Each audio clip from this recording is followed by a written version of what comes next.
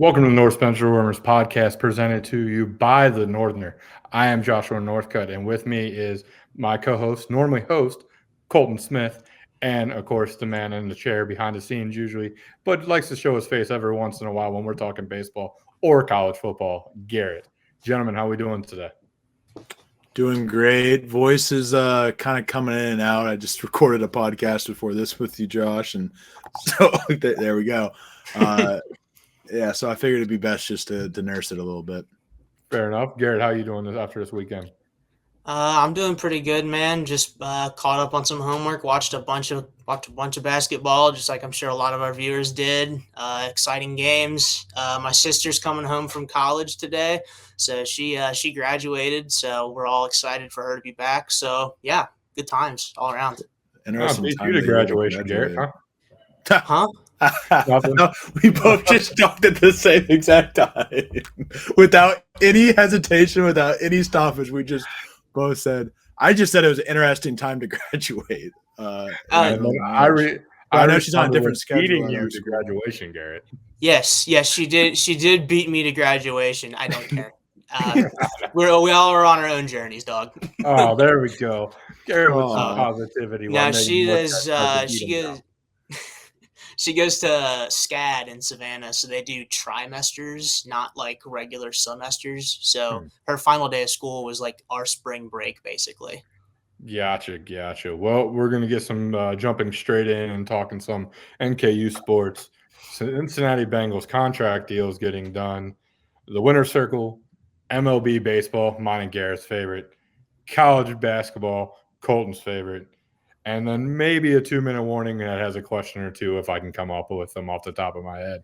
But let's waste no more time and come up with some NKU sports. Softball team had a pretty interesting week, going, well, it looks like 7-2. Pretty impressive wins over Green Bay and Oakland. Oakland on the road, including a doubleheader, and then Green Bay as well at home, actually, for that. 2 of them winning in 5 innings. The 2 losses on the week were versus Valpo, 4-1, and then a tough 15-4 loss versus Louisville. But it looks like, if I'm doing the math correctly, starting 6-0 in Horizon League play, can't ever complain about that. Garrett, Colton, any thoughts? Yeah, 6-0 start conference play. You're right on that. 3-game winning streak. That's what it comes down to is conference play. That's what we emphasize here at NKU, and we played some very, very good opponents. Michigan State, Miami, amongst those. And so, you're not going to come out winning all those games, but if that prepares you to play better in the conference, then it's well worth it. And that's what we're seeing, reaping the benefits here as we get through the stretch. And you thought scared? It's kind of just the reality of being a mid-major program. You really want to make your bank in conference play because you're likely going up against tougher foes in that non-conference schedule. It's baseball, softball. You may be able to steal a few games every now and then, but in generally, it's just going to be tougher. So, and like Colton said, preparing yourself against those tougher opponents so that when it comes time for that in-division play, it's not as difficult. I think the softball team has got themselves poised pretty well here.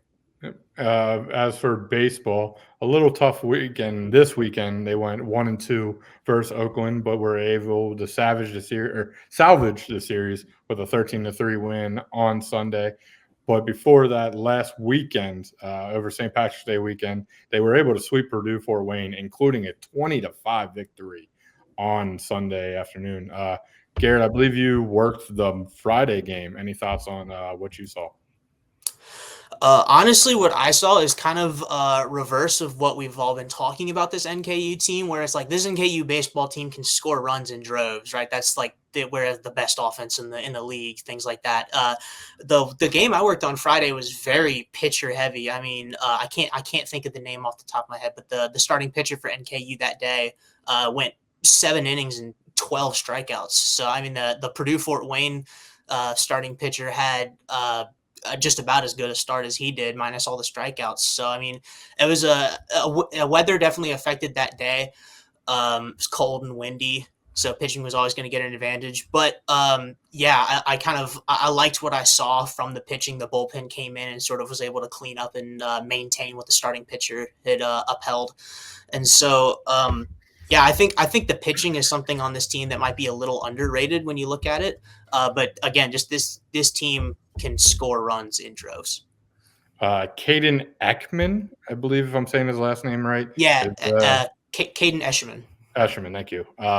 He was the pitcher on the mound Friday, struck out 12 batters. So that is a very good days of hard work. And then, not to end things on a somber note, but unfortunately, in the times that we are, college basketball, transfer portal, college football, transfer portal, college basketball, NKU has been hit kind of hard. Colton, I believe 3 players have hit the portal. 3 of them, yep. Keanu Tidre, Randall Pettis, and Jeremiah Israel. Pretty much we're going to be our 3 leaders, our 3 most decorated or most senior players on the team coming into the next year, and they're all gone. I guess theoretically they could come back, but I have a feeling that's not really the case. So I think what the important thing is that I hope the best for especially a Tidre, because he's a player that was probably more of a high major player that just didn't fit with Marquette's system. And I could see him making it work, maybe getting a high major offer and hopefully making that work. But I hope for the best for all of them. And the coaching staff has to get busy. They have to replace, fill the void that is left behind by not only these players, but Sam Vincent and Trey Robinson, who are not coming back because of their seniority. So it's going to be a tall task. It's going to be a really tall task. And I'm really interested to see what Horn is able to do, how he's able to flip this, because, regardless, this was still a good year for us, but it was looked upon as a down year because NKU is expected to be better, be one of the top seeds in the Horizon League when it comes to basketball. And they weren't quite that this year, but they are that for a reason. Rick Horn's a big part of that. So I'm curious to see how he's able to flip this. And sometimes maybe just having an open sandbox of a team can work out, not having to worry about having Pettis, having Israel, having Tidre kind of, already have their rules set out. Just having a free-flowing team, that can work out for you. We'll have to wait and see, though. Absolutely. Garrett, any thoughts before we talk Bengals? No, go right ahead. All right. So the other news coming out locally is the Cincinnati Bengals finally got some deals done that everybody's been waiting to see, from a cheap team to now they're a dumb team because they spent $44 million on 3 different players. That being the Bengals. Let's be clear. This has been out for a while. We did our college basketball show last week, so that's why we are just now getting to it. Nothing new has come out. Yes. The Bengals have agreed to terms with wide receiver Jamar Chase and T. Higgins on contract extensions. Chase's deal is 4 years, $161 million. He will become a free agent again at the age of 29. T. Higgins, 4 years, $115 million, and he will become a free agent also at 29. There is a team option out for T. Higgins when he is 27 years old, and an opt-out for Jamar Chase at 28. So Bengals did kind of protect themselves when it comes to that. Specifically, the one I can think of is the T. Higgins. If he can't stay healthy over the next 2 years, could I see them opting out in 2 years? Absolutely. But if he is what we all think he can be, this deal is technically a steal of the 2 of them, because it's only $0.5 million higher, I believe, than the next wide receiver 2, which is Jalen Waddle. And Waddle got signed 2 years ago. Inflation in the wide receiver position is way above that. So whether we would like it or not, he was more of a team-friendly deal. Jamar got every penny he wanted. Jamar getting 4 years, 161, it's what he deserved. We told him that's what he was going to get. And now it's only funny because the Cowboys are rumored to be paying Micah Parsons even more. I'm going to throw it to Garrett, you first, because I know you were kind of iffy on re-signing T. What is your thoughts on the deals finally getting done? I'm glad to see the deals get done. I do think that keeping that core 3 intact will keep the Bengals in a top 5 offense range, just as, through 4 years before they start to hit free agency, right? Yeah, literally both deals are 4 years. So they're all Yeah, All so three expire. Burrow, Chase, and Higgins are all expiring after 4 years. So you keep that offensive core intact for 4 more years. Cost a lot of money to do it, but you got it done. I think now, obviously, the attention definitely has to turn to the defense. We have the ongoing saga with Trey right now, but it's not just Trey. It's the whole defense is kind of going to need a once over. Like, okay, what can we do with the money we have left over to improve this defense and get it better than bottom of the league where it was last year? Well, not to cut you off, Colton, beforehand, since you brought up Trey, I do want to say NFL Insider on Sports Illustrated stated the Bengals are working on a deal that will exceed $30 million for Trey. So I don't know what changed over a month period, but it sounds like the Bengals are maybe going to find a way to keep Trey Hendrickson around and happy on that price. Colton, I'll throw it your way because that is a lot of money on 4 players. It feels like an 8-year-old just built a team. Like we're just doing fantasy football right now. It's just not. It's not going to work, guys. It's just not. Like, is there an outside chance that the offense just averages 50 points a game? Nobody can outscore them, and maybe the defense is just somewhat average. And in that case, there is a window, but everything has to go right. You can't just be the Chiefs where you're going to be in every game that you play just by existing, other than the Super Bowl, obviously. Like the offense has to play at a historic rate, and unless somehow the defense becomes average. If the defense becomes average, then there's a little less pressure on the offense, but it still has to be a top 5 offense, like Garrett said. So I don't know. I was personally in the camp of Trey over T, and I will stay in that camp.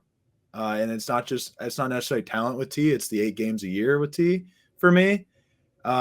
If he's not available, I think the T contract can very quickly go from a team friendly deal to a massive overpay just based off of health alone. I hope it does not become that case. I hope I am completely wrong in all that I'm saying, but it's what I feel. It's what I feel. And, Tom Brady won 7 Super Bowls.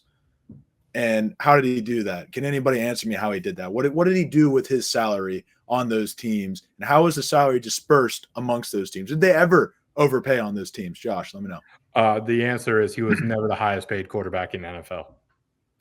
Oh, interesting. So that being said, though, Joe said he's willing to restructure. We haven't seen the restructure yet.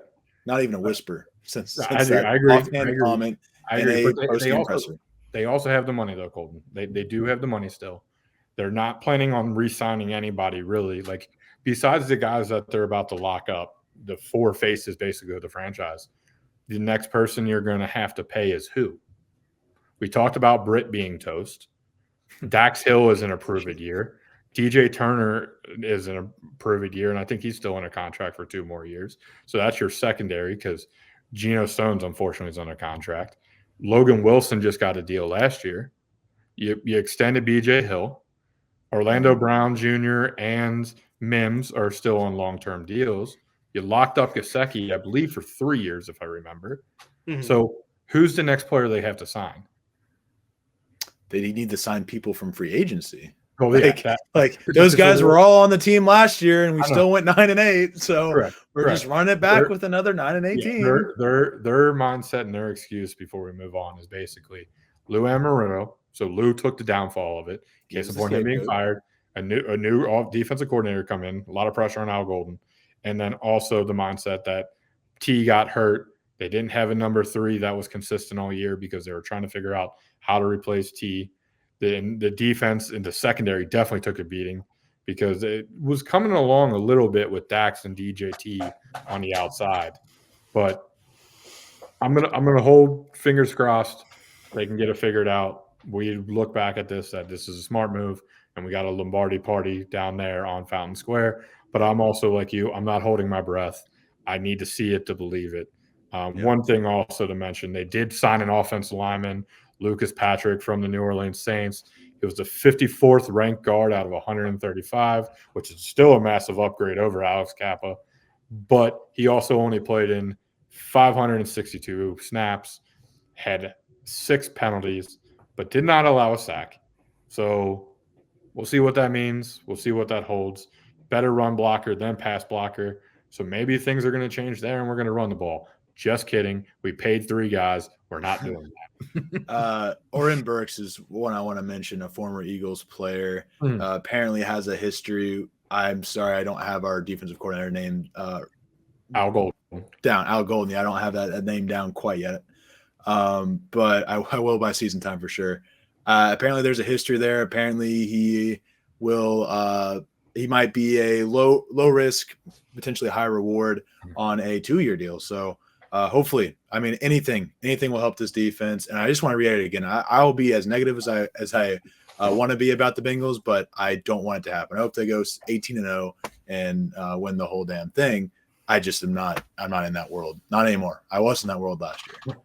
All right. So moving on to the winner circle, Garrett. Since you didn't get to talk much on that one, I'll throw it to you first. Garrett, let's hear your fun winner circle.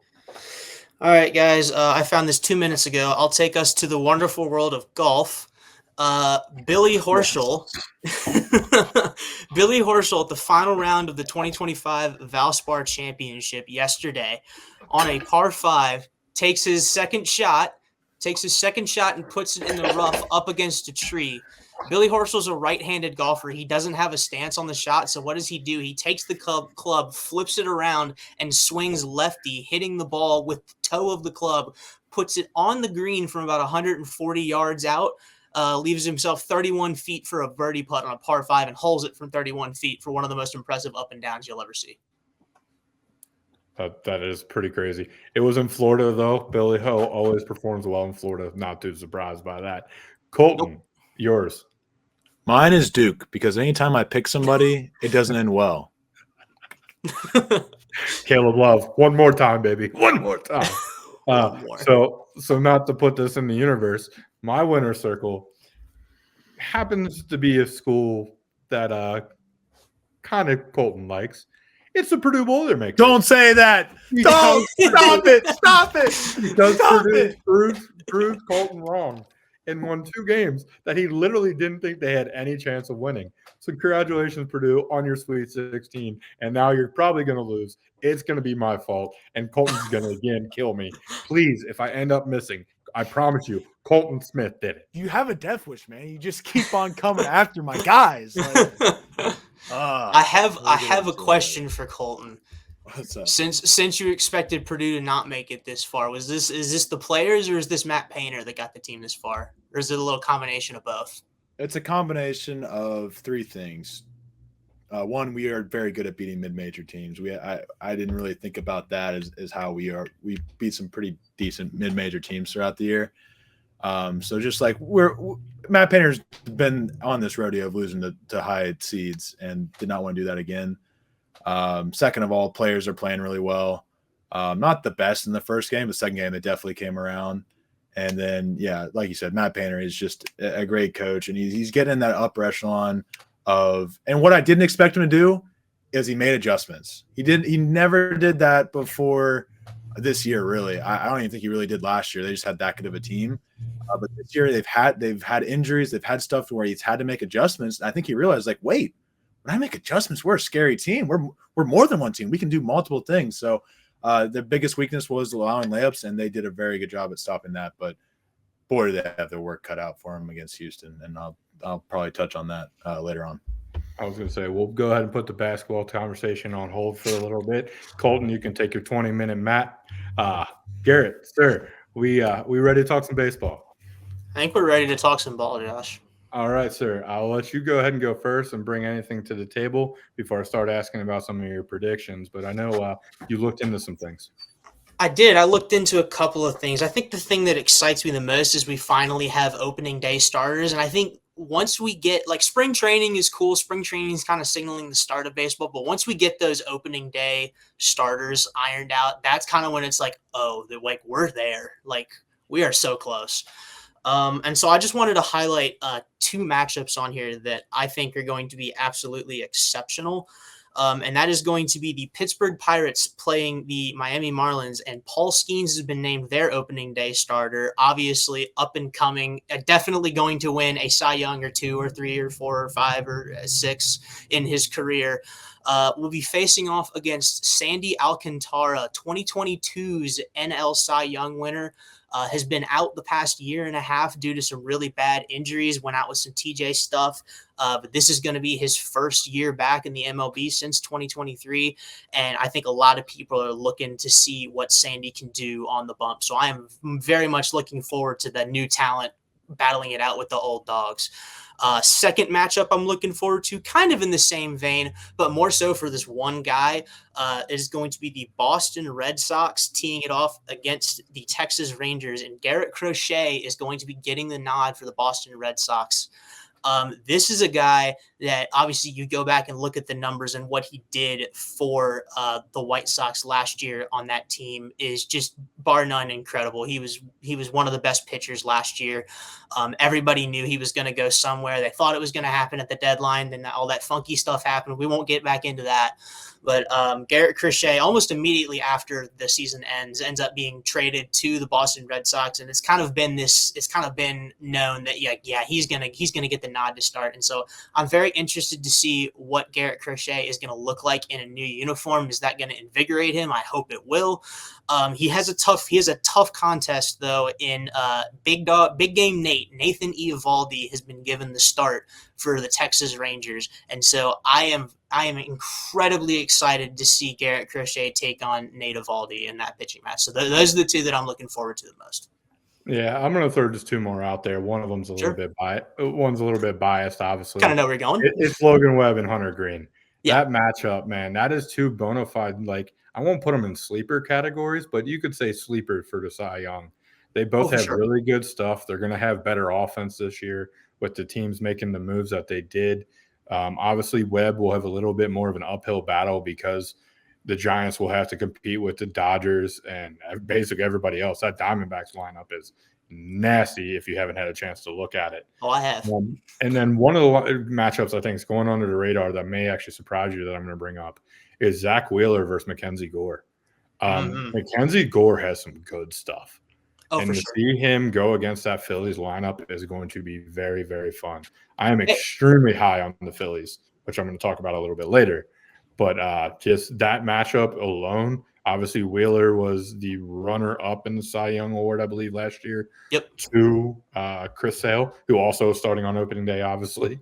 So that matchup there, I'm very interested to see how Mackenzie Gore handles that excitement of getting the home opening day start versus a tough team in Philadelphia. Right. No, I do like that you highlighted that matchup because Mackenzie Gore is a guy that I think the Nationals have hyped up a lot, and so I think now this is going to be this is almost like a prove it year for Mackenzie Gore, where it's just like we've heard all about him. He's put up average numbers. Now let's see you take that next step and be that ace that we think you can be. Zach Wheeler, man, I'm so glad that you brought him up because he is probably one of, if not the best pitcher that gets snubbed the most. I mean, so he finished runner-up Cy Young last year. He also finished runner-up Cy Young 2021. So he's had 2 runner-up Cy Young finishes in his career, and he's one of the consistent guys at the top of that rotation for Philly. So I think it's just a matter of time before he gets one. He just has to hope that nobody goes crazy in 1 year. Yeah, and then obviously the last one just to talk about very quickly because we're going to move on to talking about the Japan series. But Skubal versus Snell in LA. Man, I am super high on the Tigers, talking possible AL champion, pennant-winning Detroit Tigers with that pitching staff, getting Flaherty back. But you get Skubal versus that lineup, man, by the way, 7 p.m. start, so it's the primetime ESPN game. Yeah, Take my money. I will be on my couch enjoying that one.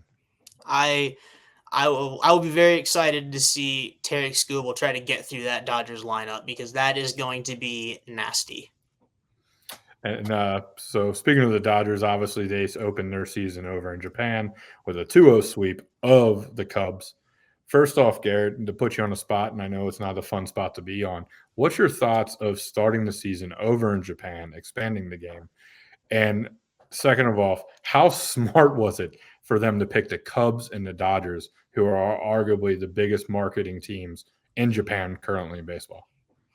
I mean, yeah, to answer that second question, it was no surprise that the MLB and Rob Manfred picked those two teams to go over to Japan. I mean, they have the Japanese stars. I mean, Shota came over and absolutely shoved for the Cubs in his first 10 or so starts, still finished the season with an under 3 ERA.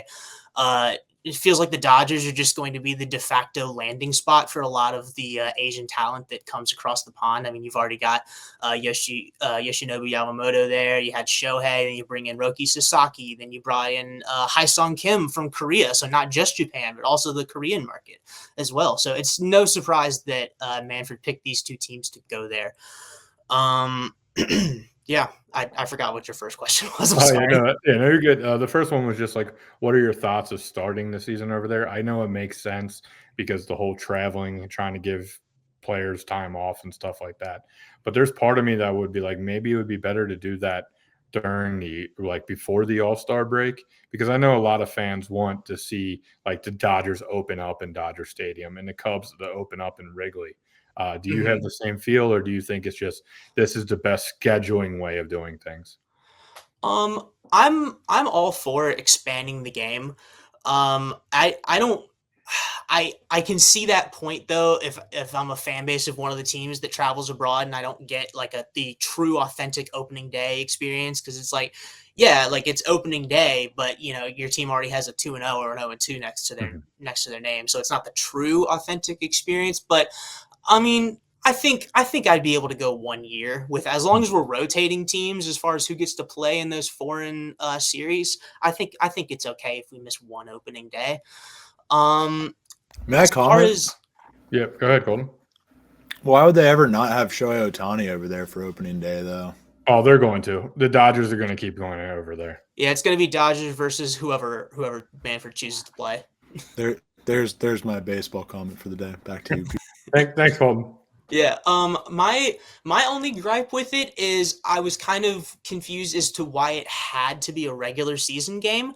I guess maybe just they wanted the season to start in Tokyo and have the games feel more weighty, but I don't understand why this couldn't have also just been an exhibition. I don't know. Maybe that's just me. Maybe that's just me being, dumb American. Like, we're trying to expand the game. Suck it. So I don't know. I think it could have been done either way.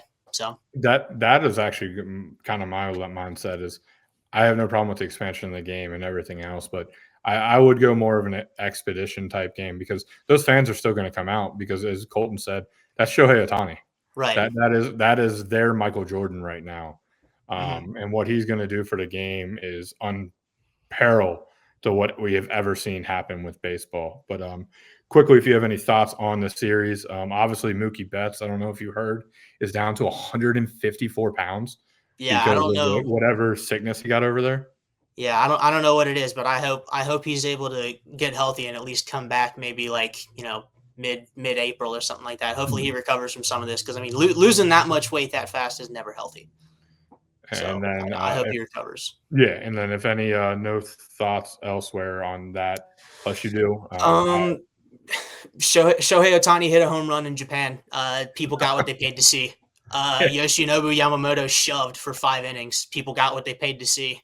I mean, Cubs fans, sorry, you're playing the team with the most Japanese stars in Japan. You were never going to win this. that's kind of how I feel. But looking ahead, I'm going to go ahead and just throw some things out there to you, Garrett, just to see maybe your takes, and I'll obviously have some in mind. Sure. Early on, AL East champions. Where's your lean? I really do believe in this Boston Red Sox team. I think they got significantly better in this offseason, bringing in guys like Garrett Crochet, Walker Buehler to strengthen that rotation. Alex Bregman, bringing him into the infield. They have, their three prospects coming up in Christian Campbell, who I just saw today actually is going to make the opening day roster and be a bench piece for them. Actually, he may get the start at second from what I read. So that's going to be really good. I don't know what they're going to do with Devers. That's the only situation where I'm kind of like, are they going to do Bregman, Story, Campbell, third, short, second, and then they're going to have Devers DH? I don't know what's going to happen there. But I think once they get that figured out, I think this Boston Red Sox team is going to be an absolute wagon. I was on the Red Sox until I just looked a little bit more into the Orioles. I think they're going to be the team that has that piece in the middle of the season that goes out and gets maybe a healthy Sandy Alcantara, goes and gets a Luis Castillo, Dylan Cease type player, where they solidify the rotation once Grayson Rodriguez comes back. And my lean is the experience of the O's lineup versus the youth now of the Boston. So I see them going 1-2. But I'll say it now, I not only have the Yankees not winning the division, but they're going to miss the playoffs this year. I could very realistically see that happening. I mean, you lose Garrett Cole, you lose Garrett Cole. I mean, he's kind of like the last big workhorse of that generation. So him going down was an absolutely massive loss. I don't know if you saw, but earlier today they signed Ryan Yarbrough to a 1-year deal. It's sort of like a Band-Aid slap fix. He's going to slot somewhere in that rotation, and then maybe get bumped to the bullpen once Luis Heel comes back. But yeah, I can absolutely see this Yankees team missing the postseason with if Baltimore has a good year, if Toronto figures it out. I think the Red Sox are going to go. So it could happen. Moving on to the AL Central a little bit quicker. It's a 4-team race. Guardians, Tigers, Royals, Twins can all win it. The White Sox are clearly dead already. It's day one is over. But I'm going to lean the Tigers out of the 4 teams. Their pitching staff is who I trust more out of the 4. Twins can't ever stay healthy with that lineup. The Royals still just feel like maybe a piece away, and I'm just biased, and I'll never pick a team from Cleveland. So I like the Tigers. What about you, Garrett?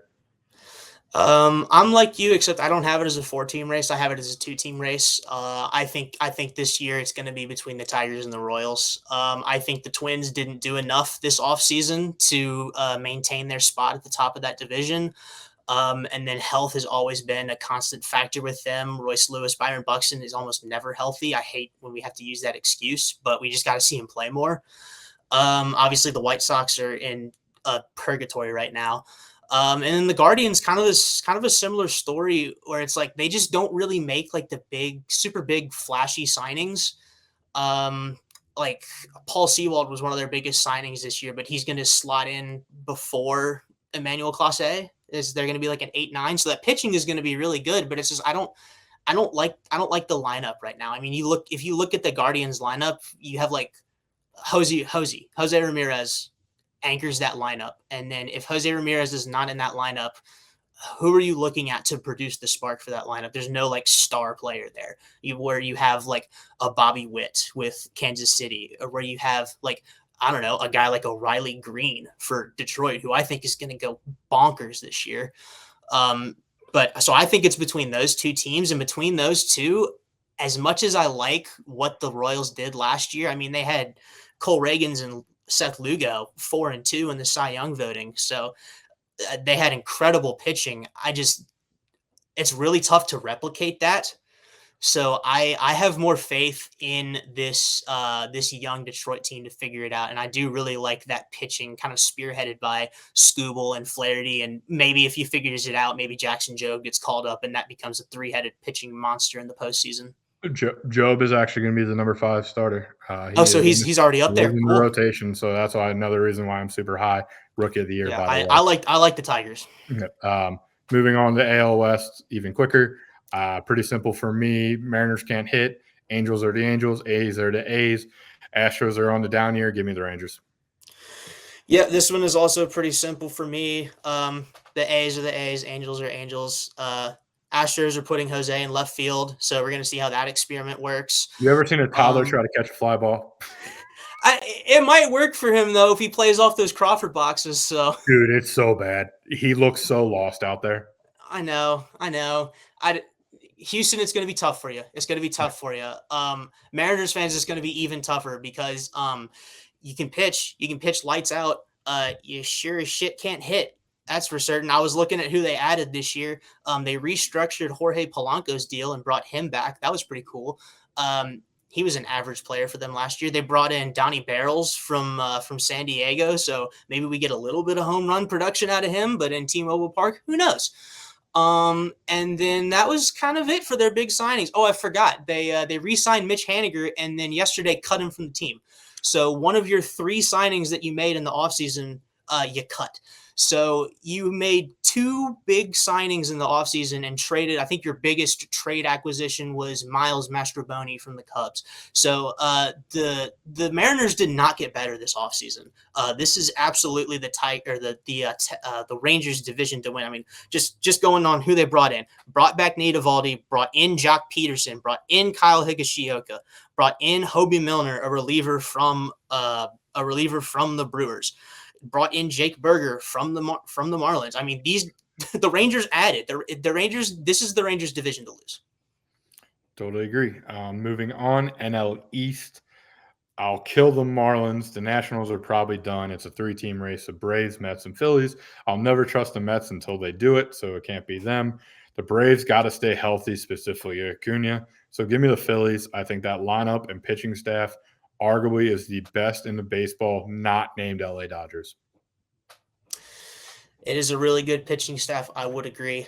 I am also kind of with you in the camp that it's like, obviously the Marlins aren't competing this year. The Nationals are kind of plucky. They might be able to pick a few games, but I don't think they're going to make a meaningful impact on those big three of the division, like you said. The Mets definitely got better. You can't deny that the Mets got better. Obviously, as you said, they have a history, but I think the Mets got better, and I think they got really better. The Phillies are the Phillies. They have their kind of core that they like. They're going to they kind of stuck with that same core.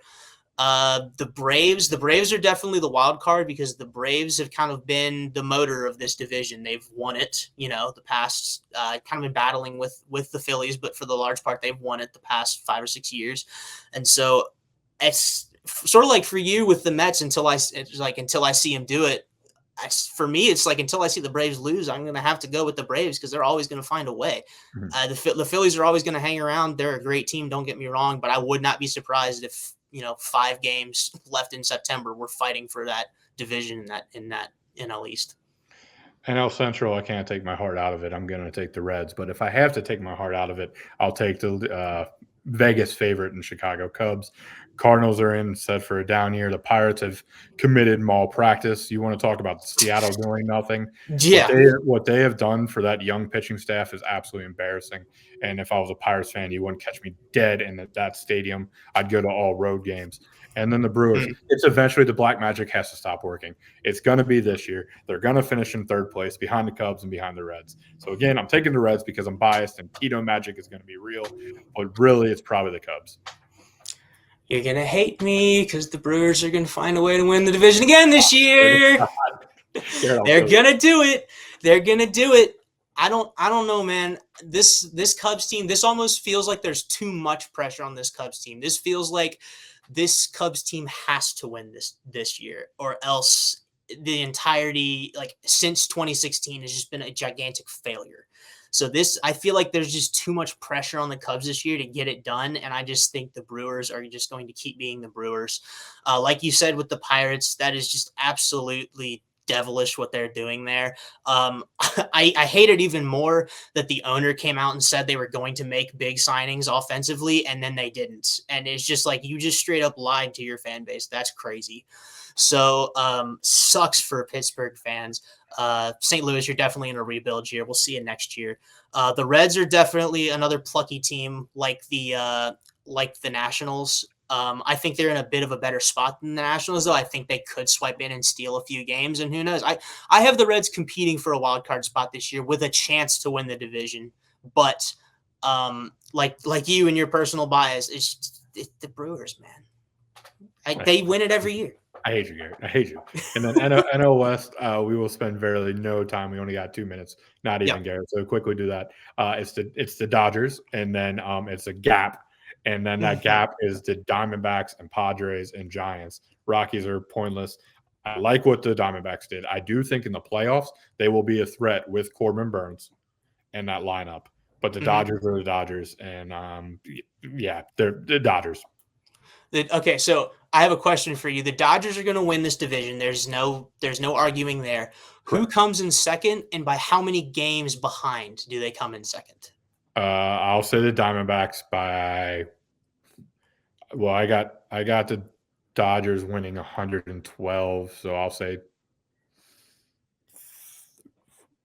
15 games. I had the D-backs finishing in second as well, snagging a wild card spot. I had the D-backs in like 93, 94 wins. So I'm even more than you, honestly. So I'm looking at like 16, 17 wins. This Dodgers team is going to be unbeatable. One really quick thing I wanted to highlight. I don't know what's going on in San Diego. There's some weird stuff happening there. We're talking about you've got a young core ready to go, but we're talking about trading Dylan Cease and Michael King. Those rumors keep popping up, and I'm like, why are we trading these guys? You have a good core. What's the deal? So I don't know what's going on in San Diego. San Diego, figure it out. Absolutely. Colton, come back to world. Colton. There we go. Colton. I was watching Kobe Bryant highlights. Sorry. There it is. Well, good news is you now get to talk college basketball and lead the conversation, and you've got 20 minutes to do so. Go enjoy it. All right. Well, very good. I got it like I did.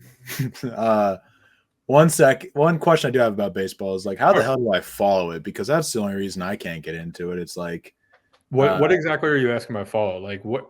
So like me and Garrett are nerds. We can watch any game. Right. I don't have. My parents don't care enough to get Fox Sports Ohio. I don't care enough to get Fox Sports Ohio, nor do I have the funds to do so. So, like, how do I follow? They're on FanDuel. If you have the FanDuel Sports Network, I'm sorry, FanDuel. Same difference. Well, first off, you can bet $5 by opening day. All right, so college basketball, $150 in bonus bets. No, it's a real advertisement. You get 3 months free via FanDuel. However, Colton, talk to me afterwards when we're not on a recorded site, and I'll explain to you how. Oh, duh. Yeah. I just like watching the stuff on my TV, though. I don't like sitting here like on my uncomfortable desk chair and doing it. But I guess I'll have to suffer through it if I want to follow the Reds this year. But anyways, it's college basketball time. I've had my dinner. I've had a drink and changed my clothes even in the process of all of that. So first, a little recap. I'm not going to go through every single game and say who won, who lost. Probably the most surprising one for me, Clemson getting upset by McNeese State. Not really that McNeese State upset a team, but that it was Clemson, as it's a team that I really kind of fell in love with throughout ACC play, and it really just came down to ACC was not that tough of a conference, and it showed as Louisville got whopped by that of Creighton, and then who was the other one? I mentioned Clemson, and then Duke. Obviously, jury's still out on them. There was a fourth team, was there not? Or was there only 3 this year?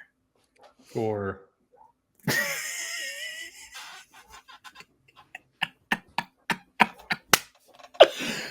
I'll be honest, it started unintentional and then I remembered, so I kept on playing with it. North Carolina also got pretty handedly beat as well by Ole Miss, and Josh is turned off the webcam. We have lost Josh. My apologies. He's going to go put on a North Carolina shirt. Yeah. Totally. I don't support North Carolina. Remember, Colton. I only support NKU basketball. Remember. Yeah, no, I don't support any other team at all. I would never think about doing such a heinous act. Anywho, I think the most surprising portion from this first weekend, though, was the lack of upsets. The only double-digit seed, and really the only surprising team in the Sweet 16 is Arkansas, led by John Calipari. Whoop-de-doo. And I think the most shocking loss overall is St. John's losing to that John Calipari-led team. And the big storyline around it is that got it. All the Italian words have gotten to me. Rick Pitino sat his I almost said Patitari or something really insane like that. Sat his best player in RJ Lewis. But I think was completely justified. I have seen people go as far to say Pitino is an idiot for doing that, which is insane to me. You are an idiot if you think that. But RJ Lewis had 9 points. He played 30 minutes, mind you, 30 minutes. He sat out the last 8 minutes. So he had played all but 2 minutes leading up to his bench. And he went 3 for 17 from the field. It's not just that. You can go 3 for 17 on the field. We see it all the time. The best player on the team not having a good day, but they stay on the court. And you want to know why? Because they contribute elsewhere. They sit down in a chair on defense and they play defense. You're the best damn defensive team in the league, in the country. You should be able to do that. You pass the ball. You still are going to get attention because you're the best player. You push the ball around. You get boards. He wasn't doing that. You know what he was doing? He was out there pouting like a little baby. I mean, he really just did not have the body language. It's some of the worst body language I think I've seen from a player in a long time. Did not look like he wanted to be out there. So, yeah, why would Pitino leave him out there? And why is he getting 0 assists? 0 assists from Lewis. He is not contributing anything but his 7 rebounds, which is great. 7 rebounds is a good stat line. But from your best player, when he's out there, at the end of the game, he's going to want to take the big shot, and it's not falling, and he's not willing to pass it to his teammates. So here it is. There it is. What do you think, Josh? Yeah, no, body language and everything like that, especially when you're playing for an old school coach. That's how they send messages. You're not going to do that to my team, and you're not going to show up everybody else. You're going to play both ends of the court. And if you don't want to play both ends because you're having an off night on offense, well, then you don't need to be playing. That's just an old school mindset, and a lot of these younger kids don't know how that feels. So if Pitino sent a message that way, then you know what? So be it. Last time I checked, Rick Pitino took 5 different teams from 5 different programs to the tournament, won 5 regular season championships, won 5 conference championships. Mm-hmm. The man knows what he's doing. Yeah. Literally, he is on the Mount Rushmore of coaches of our lifetime / generation, however you want to say it, since 85, basically, since the era of 64 coaches or 64 teams in a tournament. There has not been 4 coaches in college basketball better than the man named Rick Pitino. And he generally knows more than any of the analysts that have anything to say on that, for sure. Correct. So, but I mean, outside of that, is there anything here that is surprising? I mean, Drake, the 11 seed, knocked off Missouri, but nobody was really too shocked by that. I was surprised by how good Drake was. I mean, these guys are absolutely suffocating, and but I wasn't surprised. I had him winning in both of my brackets. So I was going to say the biggest surprise to talk about another game was Colorado State, Maryland. I had them. It wasn't a surprise that Maryland won. It was one. Oh, you said Maryland. Sorry. Sorry. Yeah, Colorado State, Maryland. It wasn't so much a surprise Maryland won, but it's the surprise of the outcome of the game, of everybody making a big deal. Was it a walk? Was it not a walk? It wasn't called. You could go back and forth. I don't know technically the rule. I know was it kind of a Euro step without being a Euro step, because he took 3 steps, I would argue. I would agree. I think there's more egregious travels that are missed for sure. It's a gray area. I would have called it a travel if I was the ref, but the ref decided to leave it in the hands of the fadeaway shot. That's kind of just what you get with March, and accordingly, Maryland, the Crab 5, have a date with the deepest team in the country, and that is Florida. Yeah, and then the other game to mention was BYU. Wisconsin lived up to the heights, buckets after buckets after buckets. That BYU team can score, Wisconsin could score. It was probably the second best game on the weekend behind the Colorado State-Maryland game. Unfortunately for Wisconsin, they didn't come out on top, but BYU moves on to another high-scoring matchup of the first 1 to 100 will win, Alabama and BYU. Yep. And we're going to go – is there anything else you want to talk about recapping this past week? And we already talked about Purdue and how they survived. Florida did have a very tough test against UConn. That's probably the 3rd best game of the weekend. And there was definitely a minute period I was like, I don't think they're going to pull this through. But Walter Clayton Jr., I'm sorry, I disrespected you. I'll just be flat out honest. I was having a conversation with a buddy about the potential Florida Texas Tech. I said JT Toppin was better than him. He's not. I'm happy that he proved me wrong, but that still would be a very interesting matchup to see those two go at it. It's going to be a fun, I think, second weekend. I think the first weekend, probably one of the most underwhelming weekends, definitely of this decade, which we're almost halfway through the decade, just came to my mind. But really, stop that. You stop that. Garrett's feeling old. I was just shocked by Garrett talking. Did you have anything? I know you said you were watching a lot of basketball. So is there any game that stood out to you? Or I have a new favorite player in Cone Carr from Michigan. Oh my God, is he fun to watch? Cone Carr, Carr, however you pronounce his name. You Michigan had it State, right. Michigan State. There, yeah, that's where I was like, That's a big mess up there, Garrett, but I'm going to let it fly. Yeah, I'm not gonna lie. You're not allowed in the state of Michigan anymore, but No, it's okay. no, I was never planning on going there anyways. Yeah, no, he's just he's electric to watch. The way he gets up and attacks those baskets. Oh my goodness. Yep. And Michigan State had a tough matchup round one against Bryant. Did not end up that way, but the start was definitely very close. I watched that New Mexico game. That New Mexico played them tough. New Mexico played them tough, which I expected that one. But they survive. And my Final Four Tom Izzo run is still very much alive. So it was still a very fun first weekend of college basketball.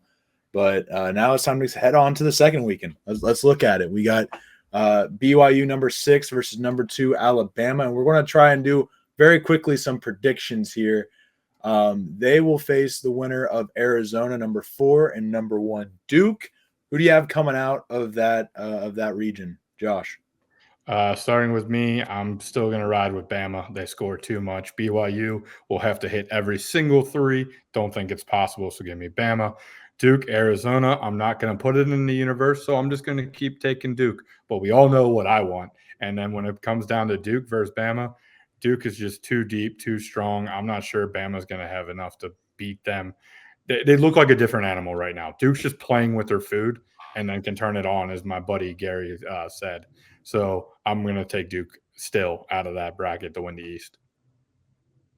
Garrett. For me? Or Colton. Yeah, I'll go, and then I'll let Garrett go real quick. I'm taking BYU over Alabama. I think they are the overall more consistent team. I think they'll give Alabama a full 40 minutes, whereas Bama will give it a full 25, 30 minutes. And Bama could still win just off of that for sure. But I think BYU is the more sound team all around.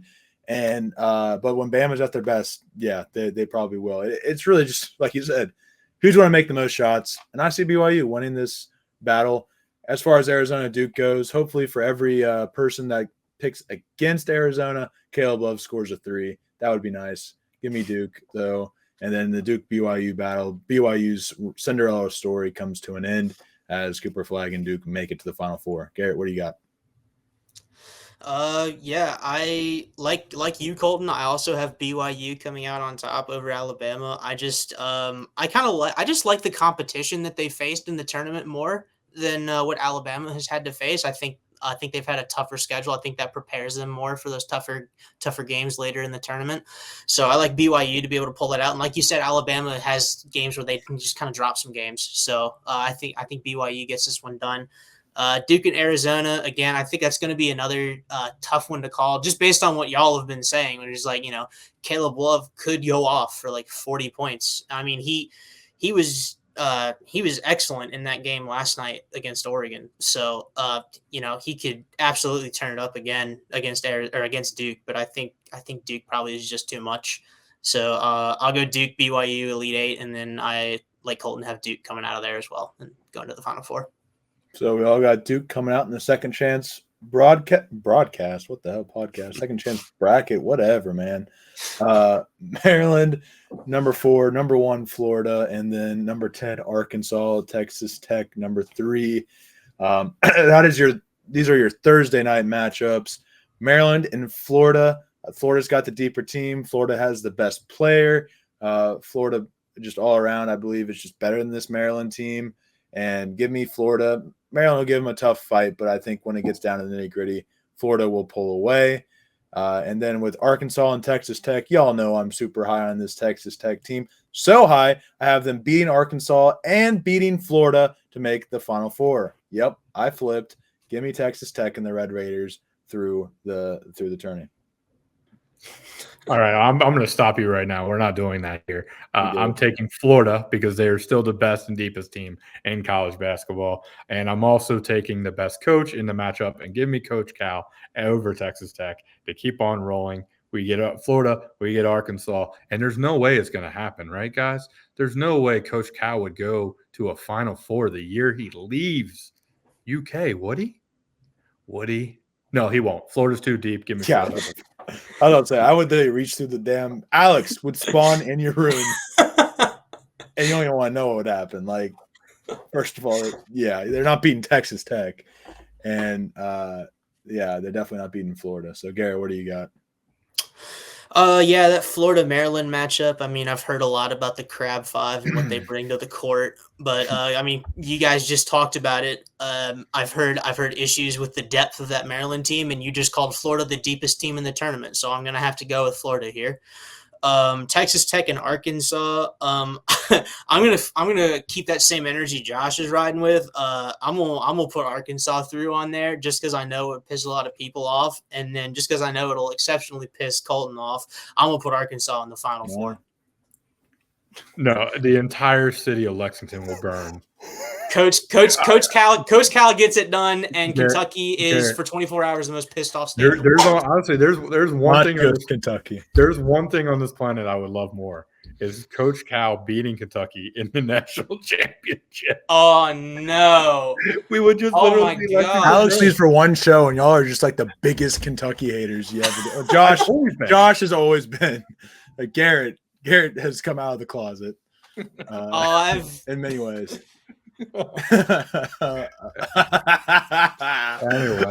Anyway, Friday, March 28th, Ole Miss, Michigan State, number 6, Ole Miss, number 2, Michigan State, number 5, Michigan, number 1, Auburn. I'm staying with Michigan State. Ole Miss beat up Iowa State team, but they should keep it close without a Michigan State. I was impressed with what Ole Miss was able to do. As far as Auburn and Michigan goes, I actually have the Wolverines getting the upset on Auburn. I think the two bigs, they had enough trouble with who'd they play? All right, so we're just blanking on who they played. Great, awesome. Who did Auburn play? Auburn played Creighton. They had enough issues with Cockburner. Michigan has the best big duo in the country. They will give Auburn fits. And so Michigan will go on to play Michigan State in the Elite Eight, and that is where Michigan State – I should have known the script was going that way. Michigan State will knock off the less experienced Michigan team, though, and make their Final Four. I still got Izzo in my Final Four. So what do y'all got in that region, though, quickly? Yeah, very quickly, I will stick with Auburn. Well, I didn't have them originally. I had Creighton, but I will stick with Auburn from the beginning of the year, as I mentioned. I'm riding high with them. They got the best player in the tournament, not named Cooper Flagg, and then Ole Miss, Michigan State. I'm actually going to take Ole Miss. I think Ole Miss has the hot hand right now, and they've got the confidence. And Chris Beard is ready to put his name down as one of the best coaches in college basketball and earn a little respect. Auburn, Ole Miss. Guess what, boys? Running Rebels to the Final Four. I'm surprised you went there because I'm following Colton. I don't think the SEC gets out of the Elite Eight here. I think Michigan will escape with that upset. The two bigs are just, I think, too big. The bigs are too big. Shocker for that Auburn team. And then I think I'll stick with the tournament familiarity of Michigan State and Tom Izzo, which sets up big brother, little brother in the Elite Eights. And like Colton, I have Tom Izzo going to the Final Four. Sorry, Josh. And then our last region, Kentucky number 3, Tennessee number 2, Purdue number 4, number 1, Houston. Simple as this. Houston will find a way.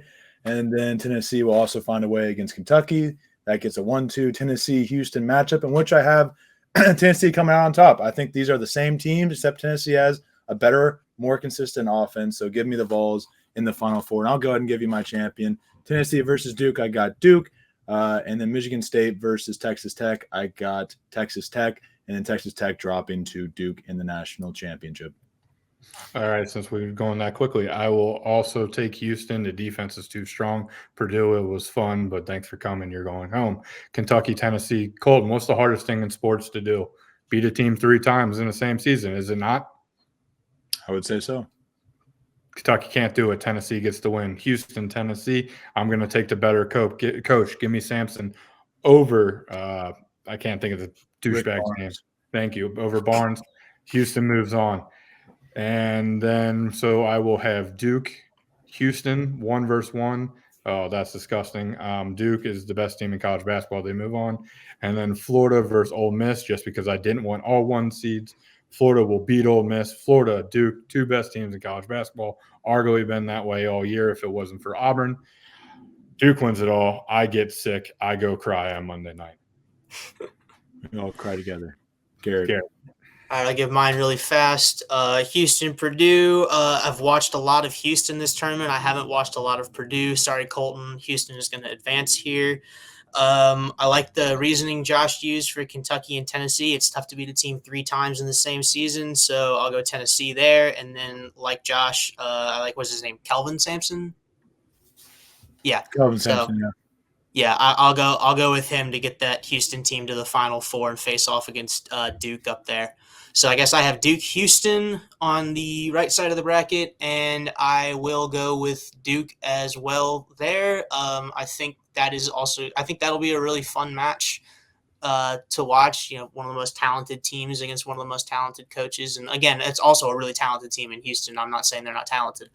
But I think Duke's going to have the edge there. And then I had Florida and Michigan State, and this one I think is a bit tougher for me, but I think Michigan State can hang around a bit longer, but I do think Florida is just going to shoot them out of the building. So I think Florida will advance, and it'll be Florida Duke national championship, just like I thought the first time. And I think Duke will pull it out again. Good. Glad we're all staying with Duke there. That's some good juju there. Josh, I know you gotta head out, so we'll let you go ahead and leave there. I can wrap this thing up. That's good. See you. He's got a meeting to get out too, so see you, Josh. And we all got Duke. Everyone but me, I think, had Duke in Florida, and I had Duke in Texas Tech. So we'll see how it all plays out. You know, at the end of the day, I know I have Duke and Florida as my championship in both of my actual brackets and not second chance brackets. So I figured I'd throw a curveball, not one that's crazy as Arkansas in the Final Four today. You know, that was more just inflammatory. Yeah. No, I could definitely you got me to throw a cup at the wall. Yeah, I could definitely see that Texas Tech team making a push, though. I don't think you're crazy for suggesting that Texas Tech makes it all the way to the final there. I appreciate it. So that's all we got for today, though. Thank you all for listening. Be sure to follow us on Twitter or X at NorseBWPod. Be sure to, also subscribe, leave a like, all that fun stuff. We're looking to make some moves here in the next couple of weeks, so hopefully that works out. And then thank you, NKU Media Services and Bill Farrell, for making the show better each and every week. Thank you, Garrett, and thank you, Josh's Ghost and Alex's Ghost as well, for always showing up to the show. And we'll see you all in the next one.